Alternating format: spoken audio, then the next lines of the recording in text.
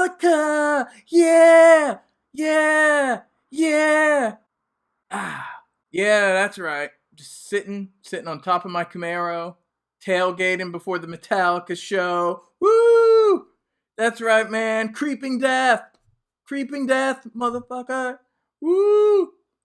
Leper Messiah, motherfucker. Woo! Prince Charming. Ooh, Prince Charming. Yeah, no one ever says Prince Charming.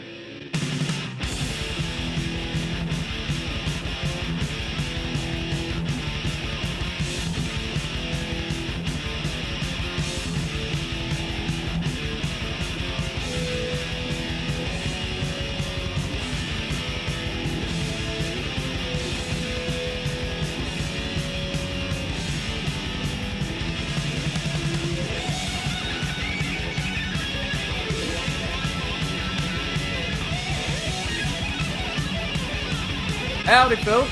Like I said earlier, enjoying a couple Miller Lights, talking about Metallica, or Metallica, as properly pronounced. We all pronounce it wrong, Metallica. But Metallica does sound cooler, so I'm going to go with mispronunciation. I don't know how to pronounce things. As I've said many times before, I'm from Philly. We don't know how to pronounce a goddamn thing, except for yo and up yours, bozo. We could say that. Okay, so what are we doing? Oh, Metallica, we're ranking it. Yeah, we're doing a ranking thing because I don't want to spend too much time talk about Metallica. No disrespect, but I feel like if there's a band a lot of people talk about, it's definitely the Metallicats. So I feel like they're kind of they're a little overhyped. Now, hey, hold, calm down, Metallica fans. Hey, I'm one of you. All right, listen, I was listening to them back in the day. That's right, I got into Metallica back in junior high with Injustice for All. So just back off, man. I ain't no poser. In fact, when I first heard the Black Album, then and there, I said, not as good as their 80s stuff. Yeah, I thought that right then. Actually, as soon as I saw Enter Sandman on MTV, I said, hey, good for the MTV kids, but for me, not as good as the shit I just got into about a year prior, So, yeah, I came in late. I came in Justice for All. Well, I'm younger than some of you, So I was in junior high. But anyway, so, yeah, it's not bad. A good time to get into Metallica is when you're in junior high and with Injustice for All. I think that's a great time to get into the goddamn band. Just as they were cresting. They were cresting, and they broke all over everyone's face. All over MTV. Drinking, having fun. But yeah, everyone talks about Metallica a lot. They're a very big band. A not very prolific band. Come on, Metallica. You should put out more albums. People like you a lot. Don't get me wrong. I know James and Lars don't like to be in a room together for too long. So I know that's hard. It's just like after, Lars has to start selling some Picassos. It's like, oh shit, I don't want to sell that Picasso. Oh, man. That's gonna hurt. It's gonna hurt to sell that Picasso. The other one, okay, I can sell that. I can sell that too, in order to not be in a room with James. But no, not that one. I really like that one. Okay, all right. And then he calls like the person, the liaison, whoever the Metallica liaison is, and then it's like, hey, Lars would like to talk to James about maybe doing another album again. And, maybe elsewhere, James is somewhere hunting a bear with his rifle, and, he's thinking to himself, gee, I really like being able to just hunt bears and drive around in little hot rods, and, I want to keep doing that. But in order to keep doing that, I got to get together with this fucking artsy-fartsy Lars Ulrich guy. And so that's how that works out. So then, so he reluctantly goes, okay, I'll to the liaison, whoever this dude is, this poor schmuck.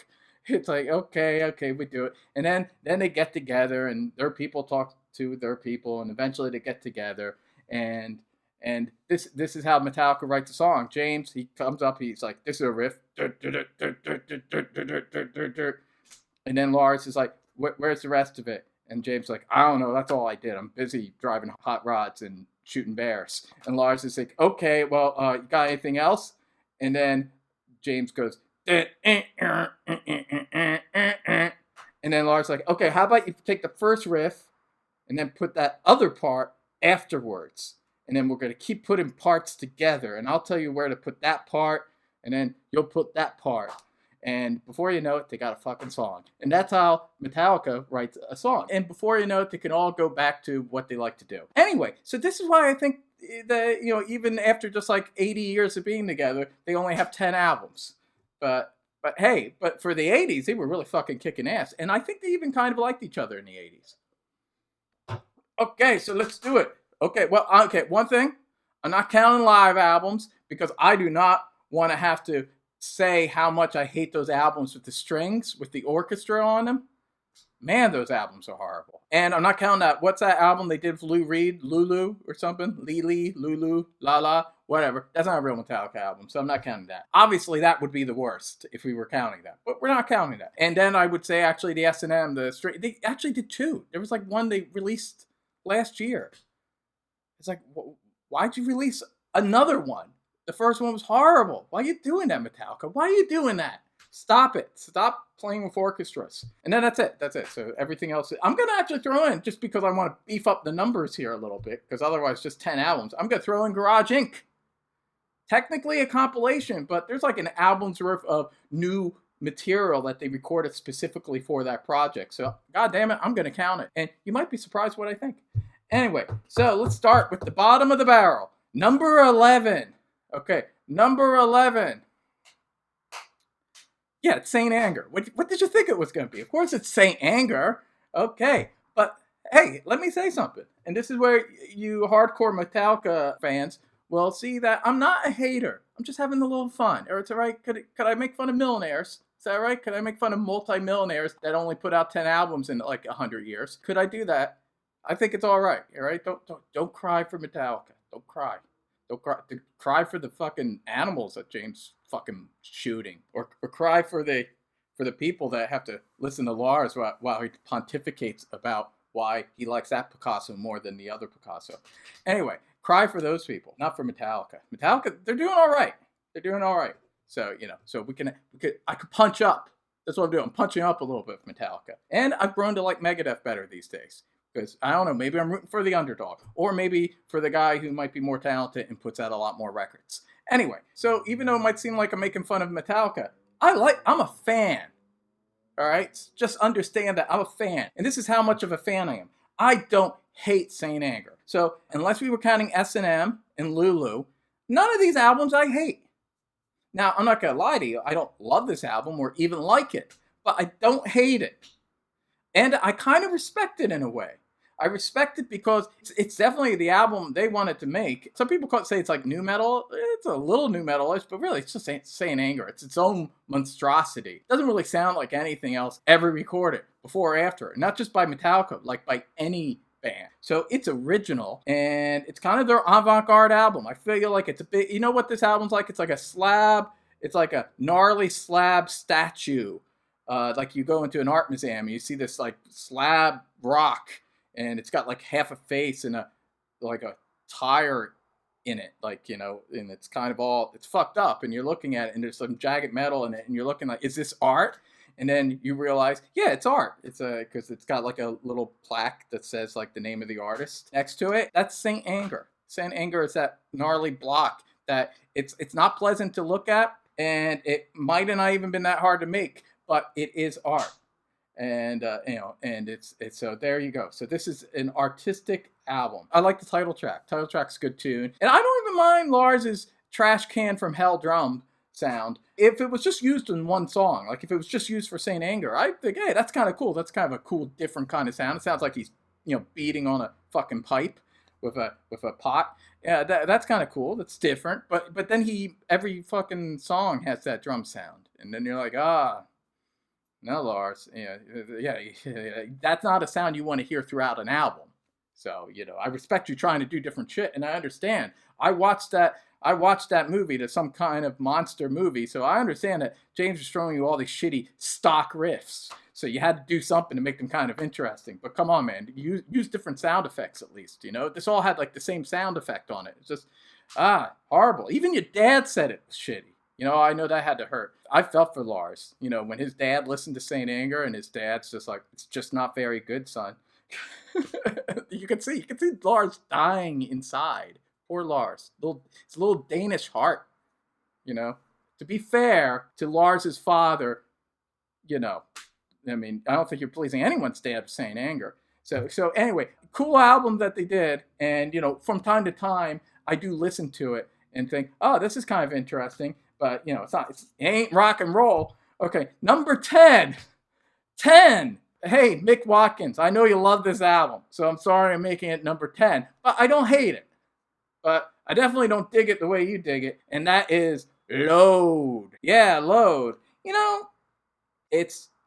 I think for some bands, this would be an above average album. For Metallica, though, it's mediocre at best.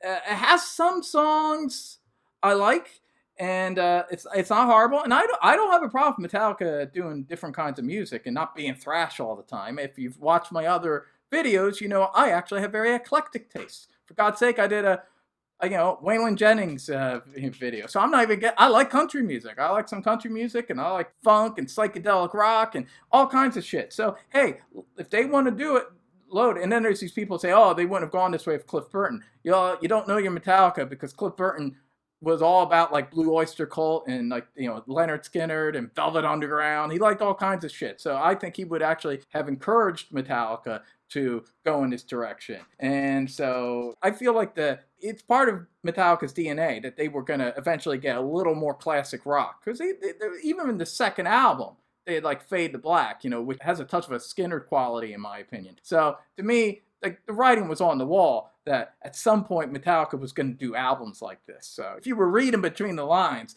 this shouldn't surprise you. That being said, I feel like half the songs are just not up to snuff. Some of them are good.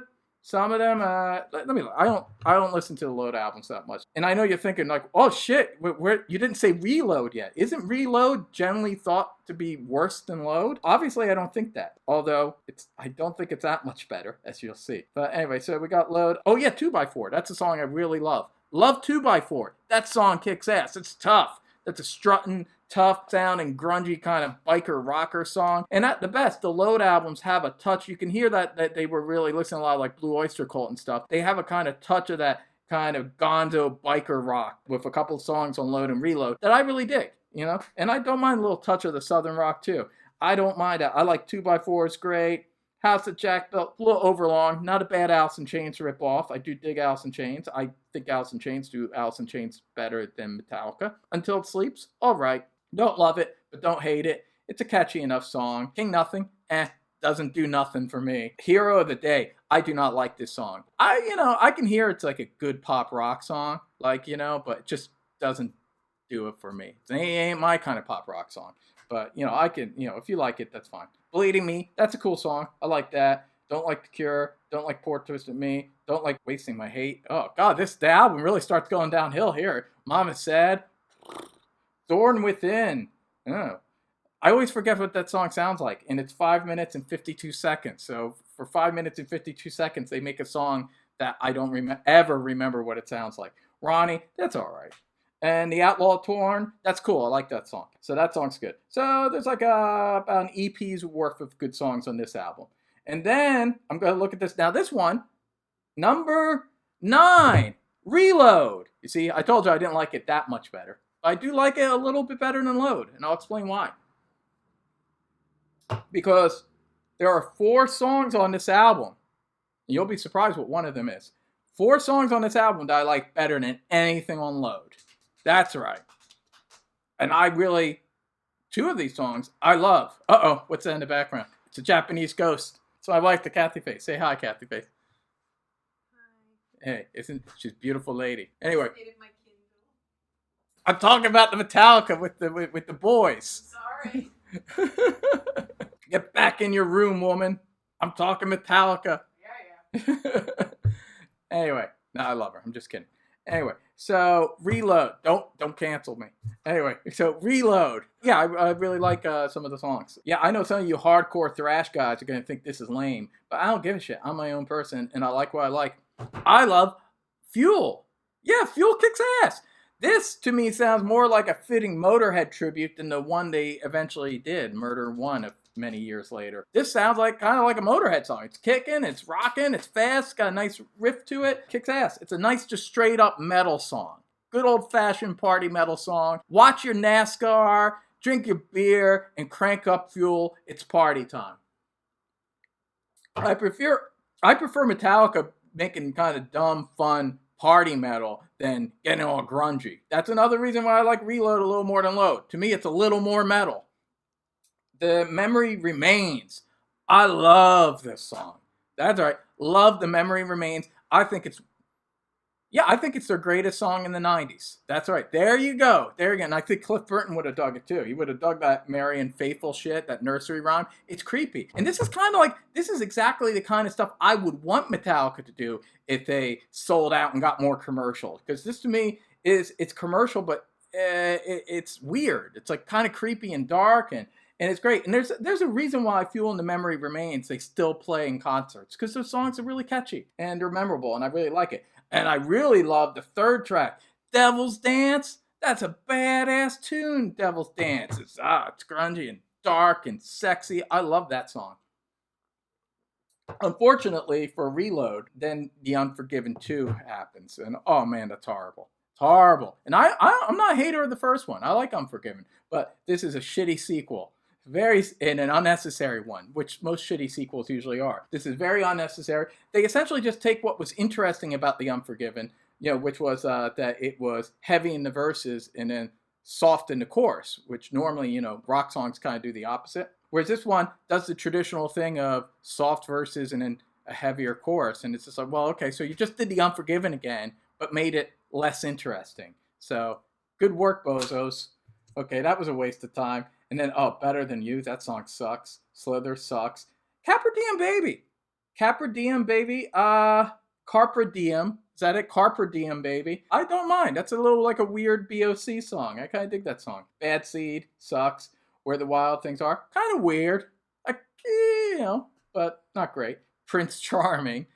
One of the worst songs they ever did. An embarrassment. Low Man's Lyric. Now this is the fourth song. The one that's going to surprise you. Yeah, you can call me lame, but I love this song. Low Man's Lyric, to me, I find very moving. And, to me, I'm not one of these guys that says, just because they were heavy before, they can't do like a soft song or a slow song. I mean, God damn it, Black Sabbath did ballads. They did Changes, for God's sake, and I had a piano. And, Alice Cooper did ballads, and Led Zeppelin did ballads, and they were great, So what's the big deal? Like, big tough guys, you don't like a bout from time to time? This actually reminds me a little like a song Thin Lizzy would do, it has that kind of quality to it. It's like a drinking man's ballad. I like it. I like the pathos, and again, it's interesting. It's different. It doesn't sound like they did this just to have a hit like maybe like Hero for a Day. I like it a lot better. Attitude, filler, mediocre song. Fixer, I dig Fixer. It's kind of like the Outlaw Torn of this album. Not bad, little kind of trippy gonzo metal song. So, all right, so Reload, a little bit better than Load because it's a little weirder, it's a little darker, and I like more songs off of it. But I still wouldn't call it it's definitely not a great album by any means. I'd call it slightly above average. Obviously, if they took the best songs from Load and the best songs from Reload, they definitely would have had, at very least, an average album with a handful of good songs. And unfortunately, they have two bloated albums with a bunch of junk on them. But, some cool tunes. So I ain't hating. From this point on, now we're actually getting to albums I like that are good. So there you go. So 8 out of 11 albums I think are good and solid for the most part. So there you go. So I'm not a hater. Number 8 is an album they call Death Magnetic. Death Magnetic.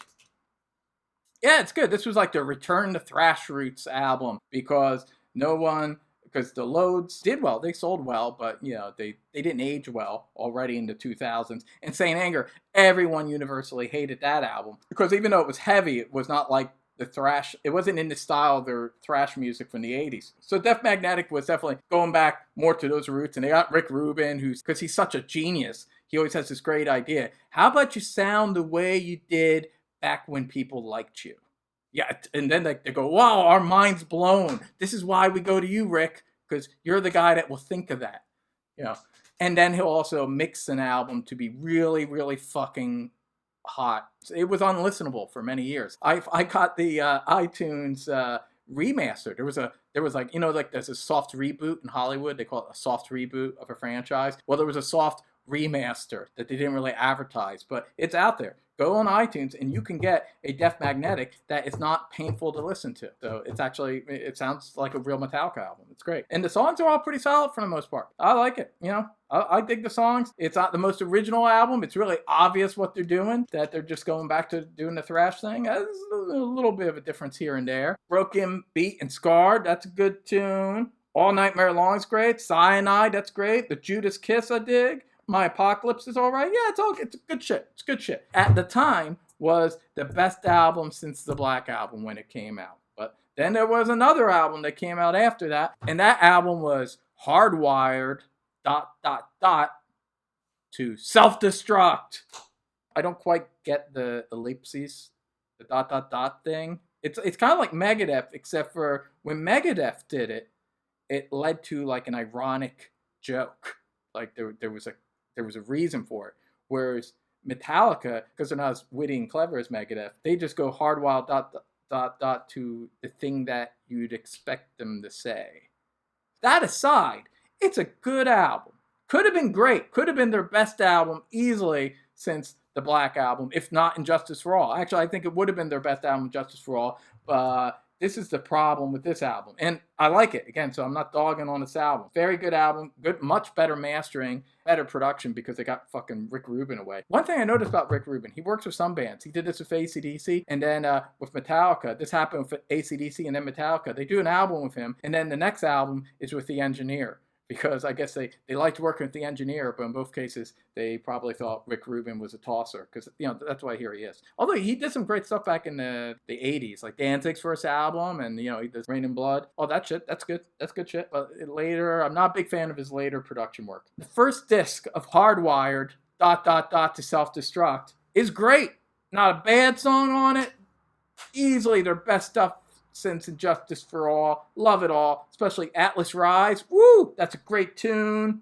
Now That We're Dead, that's catchy. That sounds like something, to me, that's better than Enter Sandman. It's kind of like Enter Sandman, but it's cooler and it's sexier and it's not as try-hard. I love that song. That's a catchy song. Moth into Flames, good. Dream No More. Halo on Fire is probably my least favorite from the album, but it's still all right. From the first disc, but it's still all right. Then fucking side 2 happens. And, I said this when it came out. Years later, I'm still saying I still feel the same way. I feel the same exact way about this album now as I did when it first came out. Which is, first disc is great. Second disc is pretty subpar with the exception of one song. And you know what song it is. It's Spit Out the Bone. That song kicks ass.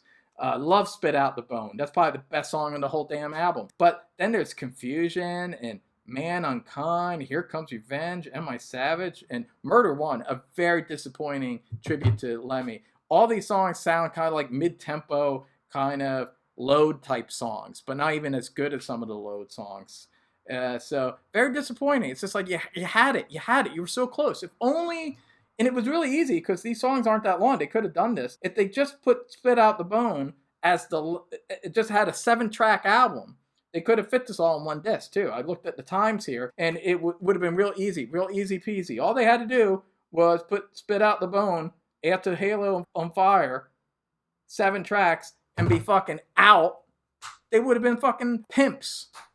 Everyone would have loved this album. It would have been great. Would have been easily their best since Injustice for All. Hell, it might have even given that album a run for its money. It would have been awesome. But for some stupid reason, they threw in all these other shitty songs on the second disc. So I kind of think of it as a bonus disc. The only problem, Spit Out the Bone kicks ass, and that's on that bonus disc, and I wish it was on the other one. But still, hey, not bad.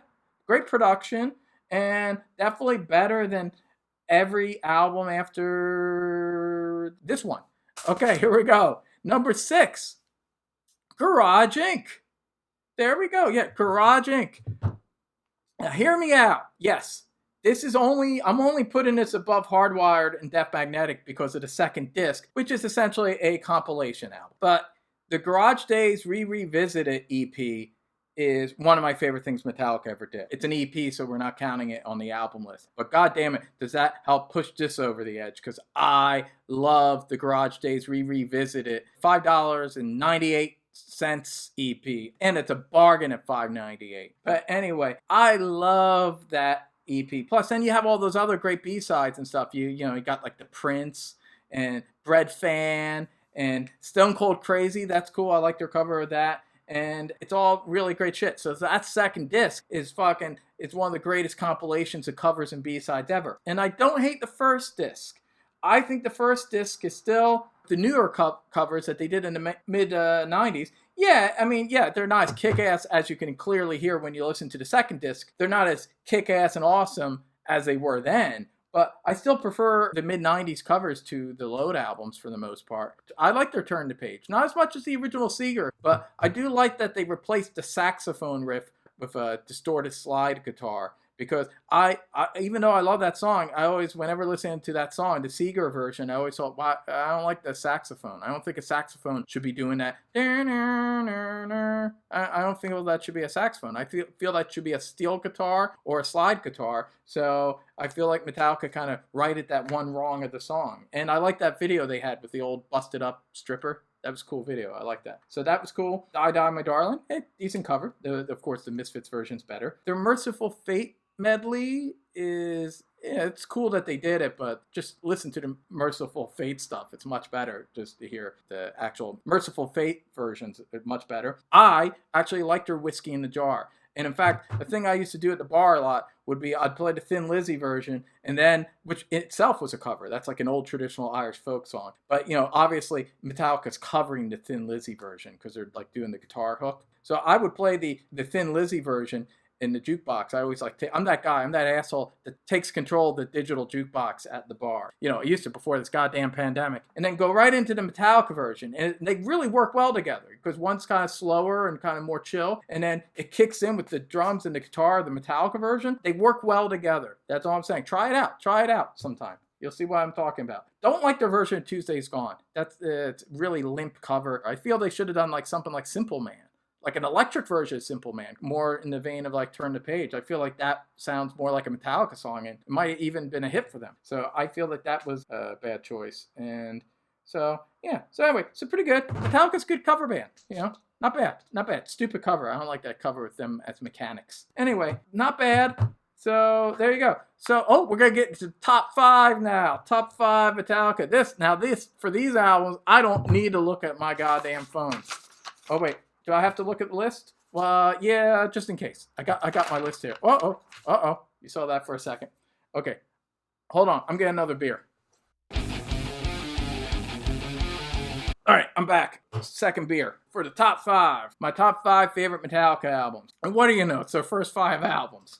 So, Metallica definitely peaked early. So, number 5 is an album called Metallica, a.k.a. the Black Album.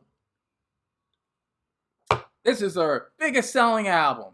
Generally, though, most hardcore Metallica fans would not say this is their favorite album. In fact, some metalheads hate this album. I was not thrilled with it when it first came out back in the day, actually. Because even though I'd only gotten into Metallica like a year before, it was a different band, though. They just had a different sound. Because I loved Injustice, and then I immediately got Master of Puppets, and then after that, I ran out and got Kill 'Em All and Ride the Lightning. So I like for a year, I was like listening to those 4 albums, and I also became a big Testament fan, and then I started to get into like Anthrax and Megadeth. So I was like really getting into thrash. So when the new this was like my first new Metallica album. So when the first new Metallica album came out, I was hoping it was going to be in the vein of the music I had just gotten into. Like I just got into this thrash shit, So and then it was not so thrashy, and it was slowed down, and it was more streamlined. And I remember I saw the video for Enter Sandman, and I immediately was like, man, dude, they couldn't you wait a couple more years to do that? I just got into you dudes. And I listened to it, and I like some songs. Like, I loved Sad But True, which sounded kind of like Harvester of Sorrow. So, I dug that, and I dug some of the tunes on the album, but it was not as consistent as the other 4, not as ass-kicking, and so I was disappointed, and then it got very overplayed. As we all know, It was like Janet Jackson's Rhythm Nation or Hysteria. There was like 5, videos for it. So these songs, and then still to this day, the 5 singles from this album get played a lot on classic rock radio, and when you're out in the bar, people will play it, and you hear all the songs, these songs, and so they're overplayed. Now I can still get into Sad But True, even though it's overplayed. I do like that tune. It's got a little bit of a burnout factor. I do not hate Unforgiven or the ballad Nothing Else Matters. I actually think Nothing Else Matters is a beautiful song. So there.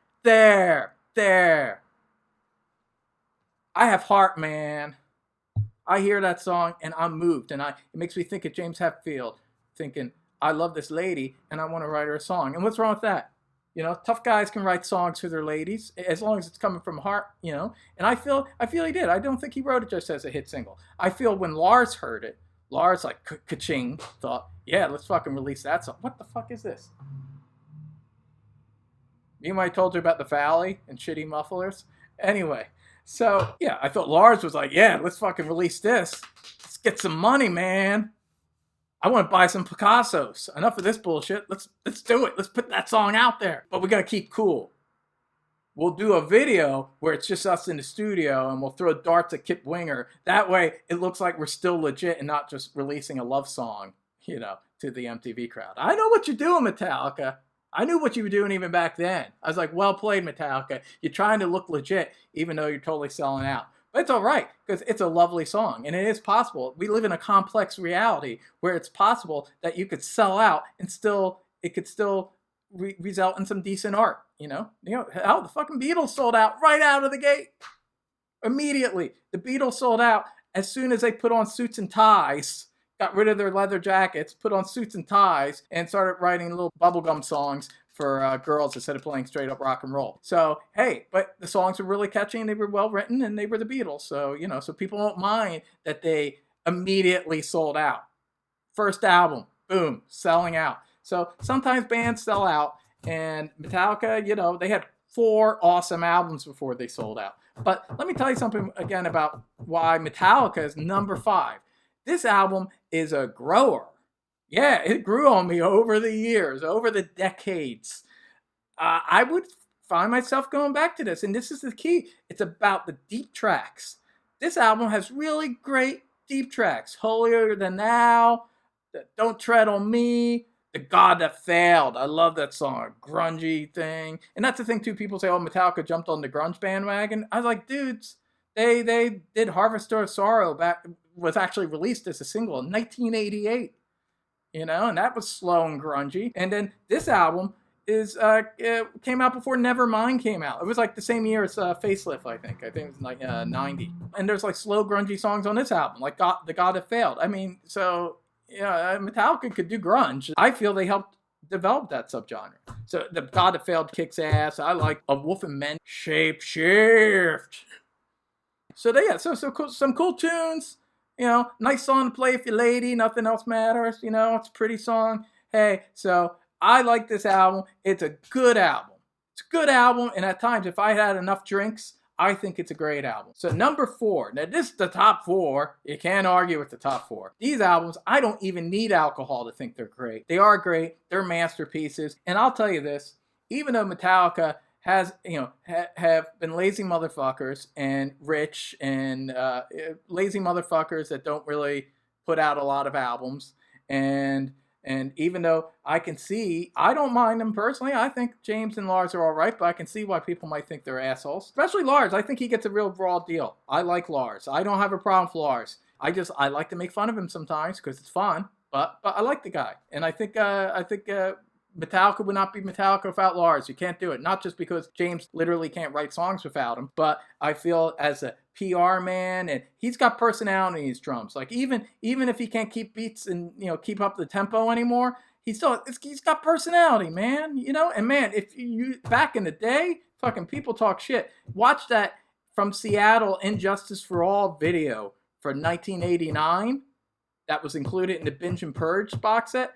Man, fucking Lars ain't dropping the tempo on that fucking baby. He sounds fucking awesome. They come out, they do Blackened, it's badass. Badass. So fucking give Lars some respect. And the dude was listening new wave of British heavy metal when no one in America, literally no one, was listening to it.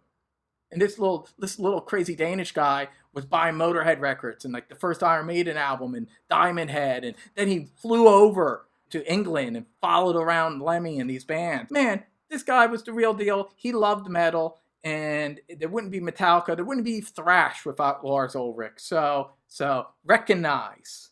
All right, number 4, And Justice for All. And Justice for All. Great. Actually, this used to be my number 3, but then I was like, nah, who am I kidding? My number 3 is this other album. But number 4 is great. It's the album that got me into Metallica all those many years ago when I was a wee lad. And it was, I saw the video for One, and I was like, amazing. This is my generation's Stairway to Heaven. And I thought that. I didn't think that, because who would think that? I was just a kid, junior high. Kids don't think that way. They don't put in that kind of perspective. But as an adult, I realized that that's what I was feeling. I was feeling that this was my generation's Stairway to Heaven. And it was an amazing song. Still an amazing song. I love it. It's a little burned out for me, but it's great. And in fact, I like everything on this album pretty much. I guess my favorite songs would be Blackened. Blackened's one of the greatest Metallica songs that kicks ass. I love the title track. I love Eye of the Beholder. That's a cool tune. Shortest Straw. That's badass. I love that song. Catchy as hell. And Harvester of Sorrow, my favorite song on the album, one of my favorite Metallica songs. It was Sad But True before Sad But True. That song kicks ass. Love it. Love it. Love it. Love it. The whole goddamn album's great. I love it. I don't even mind when they do that OEO thing. That, it's kind of stupid. But everything else is great. I love this fucking album. And I don't mind that you don't hear bass on it. And I love bass. But I'm a fan of these weird gonzo kind of productions that a lot of people hate. Like Black Sabbath Born Again, or AC/DC Fly on the Wall, or Kiss Hotter Than Hell. So I'm kind of a fan of what I'd call wonky productions. and Justice for All, it's like one of the greatest wonkiest productions of all time. It gives it a character. It gives it this starkness. There's a real starkness to it. Plus, I feel like they were making a statement a little bit because Cliff was gone, and it was just like, this is Metallica without Cliff, And I feel like there's something poignant going on here with the lack of bass, and it's a rhythm guitar solo with trebly drums for however many minutes it is, and it's a weird gonzo masterpiece. Complex songs that I think are always interesting to listen to. This is kind of the closest to a Megadeth album, even more so than the first one that had Dave Mustaine writing half the songs on it. It's complex and interesting, and I fucking love this album. It's great. Justice for All. Get behind it. Get behind it. Recognize. Number 3, Master of Puppets. Now, when I was a teenager, this was easily my favorite Metallica album. This was the one that got, Injustice for All hooked me, but then it was Master of Puppets that, that's it. Metallica's one of my favorite bands, and I became obsessed with Metallica. And Master of Puppets, there was a period there where I was a little burned out on it because I listened to it so much as a teenager. And for that period, Injustice for All, I gave that an edge because it wasn't as burned out for me. But I tell you, in recent years, after the remasters came out and I got it finally on vinyl, and I was just like, who am I kidding? Master of Puppets, it's great. And I objectively can hear why a lot of people think it's their best album. And maybe objectively it is, but it's definitely my third favorite because the top 2 are definitely my favorite. And they've been for a long time. For, 20 years, the top 2 have been my favorites. So I don't think that's changing. But I feel like Master of Puppets is now locked in at 3. It's a strong 3. A very strong 3. And it has my very favorite Metallica instrumental, Orion. Orion's a masterpiece. Goddamn masterpiece. Love that. The Thing That Should Not Be. Man, some fucking dark, heavy, Lovecraftian shit. I love that song. It's so heavy and mean, and that's great. And Welcome Home Sanitarium, that's great. And Leper Messiah, and fucking Damage Inc. That song's badass. I love this fucking album. It's Master of Puppets. You know it. It's awesome. It's number 3. Number 2. So here's the question. here's the question. You know what they are, but what's number 1 and what's number 2? Number 2, Kill 'Em All. Love this album. Strong number 2. Strong number 2. In fact, I wish it was my number 1, but my number 1's got to be my number 1. And I'll explain when I get there. But number 2, goddamn it, this is goddamn awesome album, and it's just gotten better over the years. I mean, I loved it as a teenager, don't get me wrong. You know, I loved it in junior high. I loved it when I was a little kid picking up. I was a bass player, and I tried to learn pulling teeth, and I got the first part, and I remember I always got very excited because I learned how to play the first part, the do do do do do do do do do do do do, and I got like, I'm fucking Cliff Burton, I can do it. Then all the other stuff I couldn't do, so I could just do that part, and I was like, oh, I guess I'm not Cliff Burton. Do do do do do do do do do. So I just kept playing that part again and again and again. But anyway, I got better. Don't get me wrong. I could do some bass soloing, but not fucking Cliff Burton type shit. No, I couldn't do that. Just that first part. Do do do do do do do do do do do do. Anyway, that song kicked ass. I love Whiplash, man. Jump in the Fire. Four Horsemen, which I think is even better than the Mechanics. And that song does kick ass, but the fucking Four Horsemen, woo, they took it to another level. Hit the Lights. You could hear the new wave British heavy metal influence throughout this album. This album is very special. It's different. They never did an album like this again. They never did an album this fun again, you know? I mean, that's one thing I like about like shit like Fuel and stuff, because it reminded me of a period where Metallica was kind of fun for like a minute. Do it, man. Ride for life. Anyway, so this is like a fun album. It's a rock and roll album. It's like a Motorhead album. And that's a Hit the Lights. It sounds Motorheadish.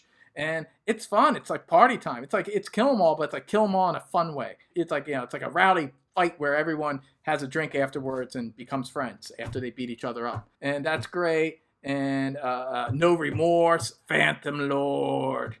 You know, I used to love hearing the clips you watch on YouTube where Dave Mustaine, back when he was in band, he'd introduce the song. He goes, this next track is called The Phantom Lord. It's badass. And you hear Mustaine all over this fucking album. And I love fucking Megadeth. So, hey, this is in a lot of ways is, I guess, the most Megadeth-y Metallica album, because Dave Mustaine wrote half the songs. Anyway, it's great. Co-wrote half the songs, and he did a lot of the guitar solos. So he claims that Kirk Hammett just kind of followed the guitar solos, and they do sound more Mustaine-esque. So I don't think that's just sour grapes on his part. Anyway, don't cry for Dave Mustaine either, because even though he's not as rich as Metallica, he's still richer than you and me. So and a lot of people. So don't cry for him either. Dave Mustaine does too much crying for himself. Anyway, and he's a genius, I think, though. Here we go. Number 1. You know what it is. Unless you're daft. You figured it out. Woo! Number 1. Ride the Lightning. Ride the Lightning, motherfuckers. Greatest Metallica album ever, in my opinion. Subjectively. It's my favorite. And one of the greatest metal albums of all time, and one of the greatest thrash albums of all time. You know, even though I think for the most part, Megadeth is more consistent than Metallica and has put out more albums I like, I don't think Megadeth has put out an album quite as good as Ride the Lightning. Although they came damn close. They came damn close with Rust in Peace. But I gotta give Ride the Lightning the edge. I think Ride the Lightning is the greatest thrash metal album of all time. One of the greatest metal albums of all time. Again, these Lars haters. Listen to his fucking double bass on Fight Fire with Fire. Especially at the end. Like when it gets like really cool and you hear the bass. I was like, especially first time I heard it on vinyl and heard fucking Lars' drumming on that fucking song. His drumming's insane on that song. So fucking recognize. You can't do that. You can't do that, buddy. Anyway, so Fight Fire with Fire. I like Battery. But this is the reason why Ride the Lightning to me is, in my opinion, this is why I prefer Ride the Lightning, because I think even though Battery is a good opener, maybe even a great opener, but fucking Fight Fire with Fire, that's even, that is like the greatest Metallica opener ever. Even better than Hit the Lights. It's Fight Fire with Fire. Just saying the title makes me want to punch people in a good way. I love Fight Fire with Fire. And then fucking the title track, Ride the Lightning. Oh, this is such a Dave Mustaine sounding song. Great. He's still a little bit of Dave Mustaine on this album. A little bit of his songwriting contributions, and you could hear it with this one because this sounds like a Megadeth song, and it's great. It's awesome. It's like Metallica and a Megadeth song combined. I love Ride the Lightning. And then For Whom the Bells Toll, my favorite Metallica song. There you go. And you know what? One I never get bored of. For some reason, there's no burnout factor for this song. That should be burned out for me, but it's not. I can always listen to the song and I always get a charge. You know, I love that like half the song is just the opening. You know, it's just a build up. And then the rest of the song is just like a couple measures, the actual song part. But man, it's like the opening of openings, you know, that build up and you got the fucking wicked Cliff bass line and then the guitars and then it keeps building and fucking Lars on the drums and it sounds so evil and fucking awesome. Awesome song. And then Fade to Black, a masterpiece. I love it. Never gets burned out me. Better than one. I think it's haunting and beautiful and dark, and it's one of the things that makes Metallica, and definitely back in the day, made them a class act. This is only their second album. Only the second album. Hear that evolution. God damn it. God damn, that's some impressive evolution. It's an amazing, epic song, and they were so young when they did that song, too. Wow, and listen to it. Listen to it. That's fucking, it's a masterpiece. This is like Stairway to Heaven type shit. Love that song. Never gets old. The track that actually has grown on me the most over the years, that I used to think was like a filler track, but now I love it, is Trapped Under Ice. I love Trapped Under Ice. That song's badass. Man, it's like one of my favorite tracks now. Love it. The only song I'm not entirely, I think it's good, but not great, is Escape. That was like their one attempt to try to do like a poppy song, I guess, like a poppy kind of metal song. It's all right. It doesn't like, it keeps with the flow of the album and stuff, but it's just not nearly as ass kicking as the rest of the album, but it's all right. And then of course you got Creeping Death. Creeping Death, man, a masterpiece, never gets old, one of their heaviest tunes, badass. And then you got Call of Cthulhu, badass. Hey, that's really Lovecraftian shit, and that's cool. Not as cool as Orion, but still an awesome instrumental and a really cool way to end this masterpiece album. Ride the Lightning. I never get tired of this album. And let me say something about Metallica. Yeah, we all laugh, we all poke fun. We all poke fun at the Metallicats from time to time. It's all right. They're rich and they've only put out like 5 albums in like 30 years. So that's going to open them up to some jabs. But you know what? Metallica deserves to be rich if just for these first 4 albums alone. Really. I mean, hell, just for Ride the Lightning, I think they deserve to be rich, you know? So, yeah, they changed the face of music. They changed metal. They gave us lots of things to talk about over the years. And they gave us a lot of cool t-shirts. And these first 4 albums they did in the 80s are masterpieces. All of them. All 4. And especially the first 3. And especially the first 2. And especially Ride the Lightning. Fucking Ride the Lightning. Go listen to it. It's fucking awesome. So there you go. That's my Metallica ranking. I hope you liked it. Bye.